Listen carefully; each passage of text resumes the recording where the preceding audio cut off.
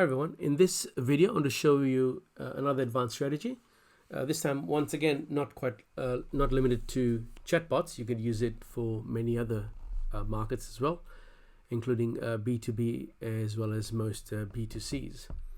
This is where you create a multi-factor scoring multi-factor scoring, much like the Digital Markets Australia decision tree that I showed you, where you can measure people on multiple factors. In this case, you're doing psychographic lead scoring, and you measure people on their habits, values, opinions, attitudes, interest. So where would this be used? Well, primarily the best way to use it is actually to see where someone is through the questions that you're going to ask in the buying continuum. Are they skeptical of what you're selling? So let's say, for example, if you're selling a weight loss product, or maybe even something like, let's say, in the current environment with coronavirus, if someone is a little bit scared to make a large investment, then you could just straight out ask them, saying, how do you feel about the current economic climate? And you could pick a number of options, just as a throwaway question somewhere in the decision tree. They'll tell you very quickly where they sit in the continuum and whether you should even bother wasting your time on them. Or perhaps what you could do is, as a result, they get a lower lead score, and you can move them into a different automation sequence.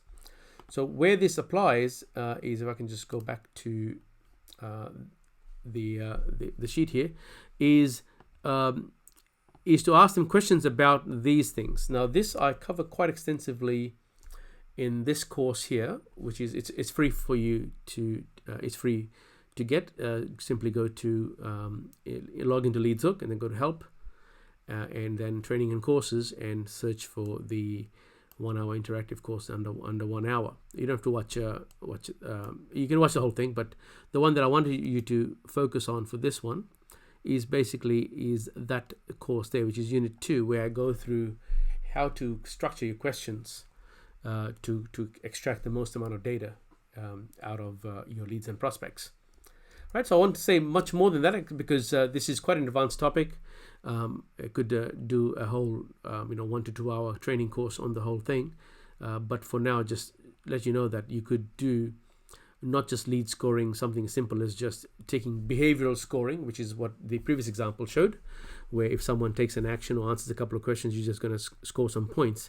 Here you can actually score them based on more qualitative factors about how they feel about something, or what their opinion is about something, or their habits are, or their behavior is.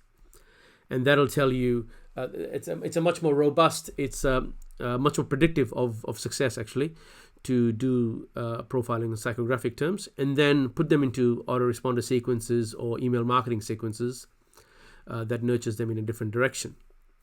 Alternatively, if this data goes to a salesperson, and that's fine, you can send them, then when the salesperson gets on the call, they are able to start a conversation at a different place based on the data you've grabbed. Now, once again, this is quite an advanced strategy, because this does need alignment with the sales teams, as well as quite a bit of automation work.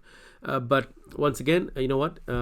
This is the whole point of using something like LeadsHook, that it allows you to play at a much higher level. And hopefully in the near future, I'll create a course that specifically addresses this and how to use this strategy in a much more advanced way. So I just wanted to cover that in its brief form in this course. Thank you. Look forward to seeing you in the next video.